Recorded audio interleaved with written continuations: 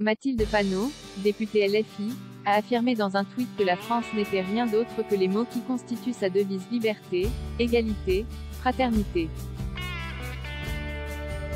Quid, au moins, de sa langue et de sa culture? Mathilde Panot, qui est tout de même à la tête du groupe parlementaire de LFI, a trouvé le moyen de produire un tweet ahurissant.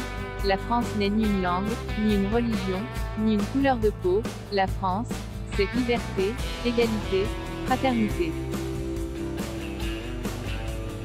Le professeur de français et la citoyenne française que je suis a bondi de sa chaise, et s'en prendra pour le moment à la première affirmation, la France n'est pas une langue.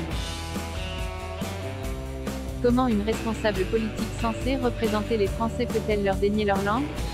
Et comment est-il possible de séparer un pays de celle-ci?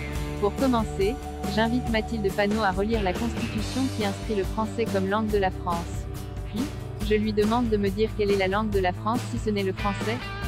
J'entends d'ici la réponse, toutes les langues du monde qui se tiendraient la main.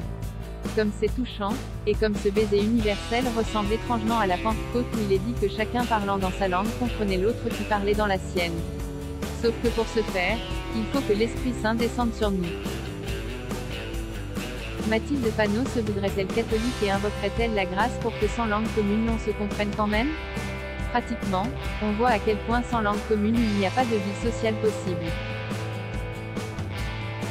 Par ailleurs, comment peut-on mépriser à ce point la littérature française et son rapport souvent si étroit avec le politique? Et enfin, comment peut-on inciter si visiblement tout étranger arrivant en France à ne pas apprendre le français? Au fond de ce nihilisme qui traduit une telle détestation du pays que l'on représente, je ne vois qu'une raison vraiment valable, celle d'inciter ceux qui votent pour vous à ne rien comprendre à ce que vous dites. Sans doute le meilleur moyen de recueillir leur suffrage? Autrement.